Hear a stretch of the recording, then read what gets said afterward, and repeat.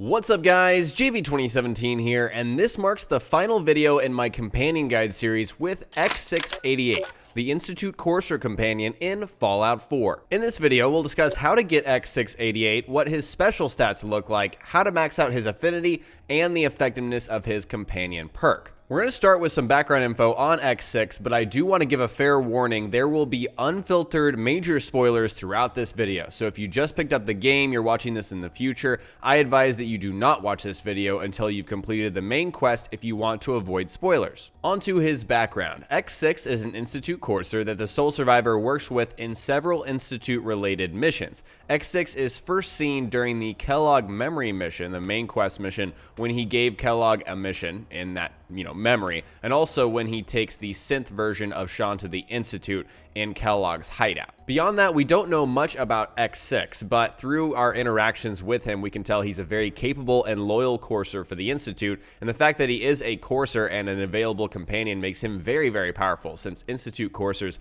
are just very powerful in the lore of Fallout in this Commonwealth universe. X6 can first be found during the synth retention mission, and I'm not showing you guys the location on the map. That's something I usually do, but this mission is something that you will get when you first meet the Institute. When you first go up into the Institute and talk to Father, this is when you will first be introduced to this mission called synth retention, and then it'll of course just mark it on your map where you need to meet X6, and it's on, I believe it's Nahant Wharf. It's very close to Libertalia where you'll have to do the first mission, but essentially there are a few requirements for getting X6 as your companion, and they involve Institute missions. First off, you have to complete synth retention, which is something you're going to see throughout this video in the background. Next, you'll need to complete the Battle of Bunker Hill, and the nature of that mission makes you kind of betray other factions. So this is really kind of going towards a point of no return, which definitely exists with the Institute. You can do certain things to really piss off other factions, so you need to make sure, you're ready with this decision before you do it. And then finally, you need to complete Mankind Redefined, which is really a mission you don't do anything in. You're just listening and talking to Father. It really just progresses the Institute story. I went back to my Xbox One to complete and record this video, and it was a very different experience because I've been playing on PC for months now, but it was the closest save, and I was on a level 25 on survival mode, and this altogether took me about an hour and a half to 2 hours to complete those two missions and get to the point where I could actually have X6 as your companion. Just want to give you guys kind of a time frame on how long you should expect this to take you. Once you've completed Mankind Redefined, head to the synth retention portion of the Institute, and X6 will be there. All you have to do is talk to him, say, "Let's go," and he is your companion. Before we move on, I want to make it extremely clear that by completing Mankind Redefined, I failed Tradecraft, which was a railroad mission. I didn't have a Brotherhood mission or any other faction mission, but I failed that mission, and that means that this is a point of no return, which means if you want X6-88 as your companion, you have to choose the Institute as your faction.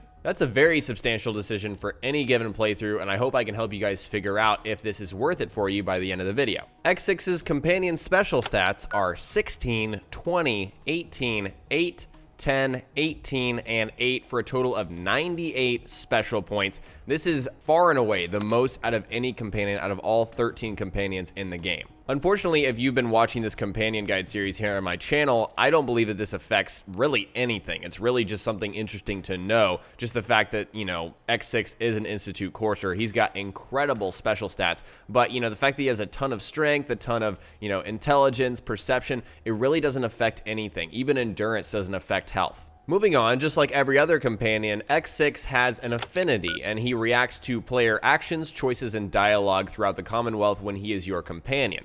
And imagine a bar, an invisible bar out of 1,000. Certain choices you make in the game will make that bar go up or down depending on, how X6 has, certain preferences for something you're doing. And so once you max out that bar to 1,000, you will get his companion affinity perk, which is something we'll talk about a little bit later. And unfortunately, you cannot romance X6. No synth romances for you, unless you go after Curie, but that's a different story. X6 has a set of general affinity preferences that you can use to predict how he will react react out in the world to certain choices that you make. And so his general affinity preferences are that he likes when the player is selfish or peaceful, and he dislikes when the player is generous or nice. A lot of people find these confusing because they seem to contradict each other, but keep in mind, not all situations are either or. Not all situations are, either selfish or generous. If there's a situation where you can be generous and selfish is not even an option, I know that sounds weird, but it is possible, then don't be generous because he will dislike that. That's kind of the way you can use these to your advantage. He also has a set of specific affinity preferences, and probably the most extensive set. It's actually crazy. I hope I can fit all these on the screen. He likes it when the player enters power armor, hacks terminals, modifies armor, modifies weapons, and persuades for caps. So that's his set of likes. However, he dislikes it when the player uses chems, gets addicted to anything, donates items, enters vertebrates, obviously, because he's for the Institute, heals dog meat, which is the opposite of most companions, or gets naked. Again, judging from these preferences, it seems like he's very, very loyal to the Institute. We already talked about that. But also, he seems to be pretty morally gray. I wouldn't go ahead and say outright that he's morally evil, but he is a synth. He is a courser. He's kind of devoid of emotion for the most part. If we're going to make some kind of judgment on his character, I think we can point to the fact that he hates it when you heal dog meat. That's very interesting. It's almost like he doesn't want you to help something that's about to die. That kind of gives us a little insight into his character. While he does have plenty of preferences to work with, it's easier most of the time to just boost his affinity up, and we have a very clear-cut, easy system to do that with. It's very easy with X6. First, you'll need to find a weapons workbench or an armor workbench. Either will work. I just went to mine in Sanctuary, of course, and the method is this. You want to attach a mod, any mod, it doesn't really matter, and then once you've attached that mod, you're going to see in the top left that he liked that action. Once you've done that, you're going to back out of the workbench and go ahead and quick save.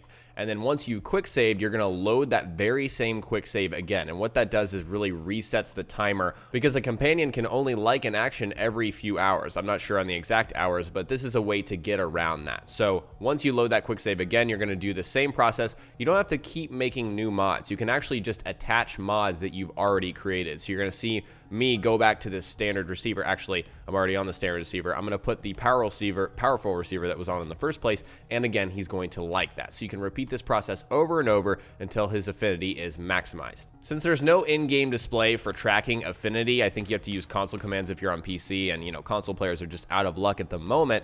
There's no way to really track it. You'll have to see in the top left, it'll say X6-88, admires you, or something along those lines, and you'll know when his maximum affinity, has been reached. At that point, you will receive Shield Harmonics, which is his companion affinity perk, and it grants plus 20 energy resistance. In my opinion, when you gauge this against a lot of the other companion affinity perks in the game, this is probably one of the worst. This is really an awful companion affinity perk in my opinion, because when you look at the perk chart, you have Refractor, which is a perk that basically does the same thing, provides 50, energy resistance if you really wanted that and you wanted to dump the points into that, but I don't even think that's worth it. Personally, I don't think Refractor or even Toughness are really that worth it in terms of perks. You get a lot of, resistances from the armor that you have, and also if you get the Ballistic Weave, which is something I recommend for every single playthrough. And once you get something like that, it really makes perks like this, like, Shield Harmonics that only give you plus 20 energy resistance, it makes them look bad. They are not very good. They're not very high value. So personally, I didn't go after X6 to get his companion affinity perk. I just went after him because he is a strong companion just from a combat aspect, and also he's a courser. That's really, really cool. Since there's no side quest associated with X6 beyond the ones that you do for the Institute, let's talk about gearing him up. And a lot of people ask me the question, what kind of companion weapon do I give him? What kind of armor should I give X6 to, make him the most effective that he can be? And really, I stick to default weapons and armor most of the time. I'm just going to be honest and say that I really don't even mess with it. And his default weapon is an Institute laser rifle, which is a pretty solid weapon when you compare it to a lot of default weapons. And also, default weapons have unlimited ammo. If you give X6 another weapon, you'll have to supply him with ammunition. His default is great by most standards. As for armor, his Courser armor is pretty solid as well. He's got the same Courser armor that every single Courser has in the game, and that's some solid armor. And so I really wouldn't mess with it unless you really just want to push that to the maximum. So to kind of wrap up my thoughts on X6, I think he's a very strong companion, but I don't feel that it's worth it to, go out of your way to pick the Institute in order to get him. He's the one companion that makes sense if you're choosing the Institute in a playthrough. But beyond that, I don't see it being worth it to choose the Institute solely to have X6 as your companion. As always, though, I want to hear what you guys think. Let me know in the comments, will you get X6-88? Is he worth your time? And do you think his companion perk is worth it? Personally, I absolutely don't think it is, but he is a cool companion to have. Let me know what you think about X6 in the comments below. Alright guys, today I shared everything you need to know about X6-88 and Fallout 4, and next time we will cover more Fallout on my channel, so stay tuned for Fallout 4 tips and tricks videos. If you learned something new, remember to hit that like button, I would really appreciate it, and don't forget to subscribe for more DLC coverage and Automatron Let's Play and general tips and tricks videos. Talk to you guys next time, peace!